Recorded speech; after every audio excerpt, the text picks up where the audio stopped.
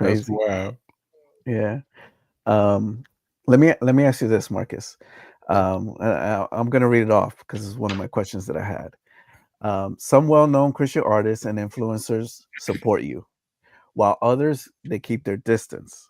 What do you think about celebrity Christianity and its influence in the church? I think a lot of people it's just about the money.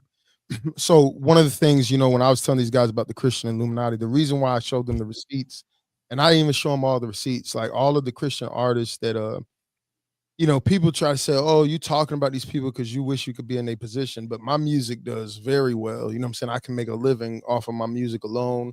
If you go look at the numbers, on YouTube, it's up there with like Hovey and people like that. As far as maybe streaming on Spotify, maybe not so much because you got to, know people on the playlist and things like that. But what I've noticed is people will come to me, DM me, and it's like they're cool. Like, oh man, love your ministry, love what you do. Yeah, let's make some music, let's make some songs. And then something happens, Lecrae or somebody they connect with, and I'll see them like a week later with Lecrae, and all of a sudden they can't rock with me anymore. And obviously, that picture that you posted earlier, that's a Mhm. big problem. Why? Because most of the Christian artists, especially in the minority side of it, they're liberal. You know Mhm. what I'm saying? So a lot of them are mad about the Trump stuff.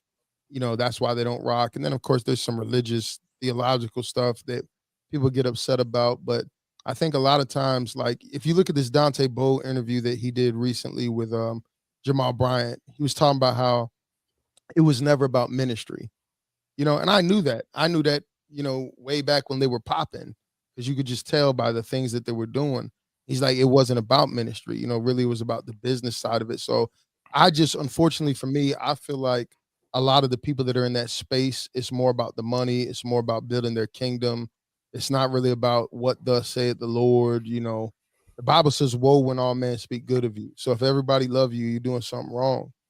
And I think Mhm. too many Christians be trying hard to like, get everybody to rock with them, and it's really because it's their livelihood. So I know why they would keep their distance because if you live in a double life around me, you know what I'm saying, I'm not gonna ignore it.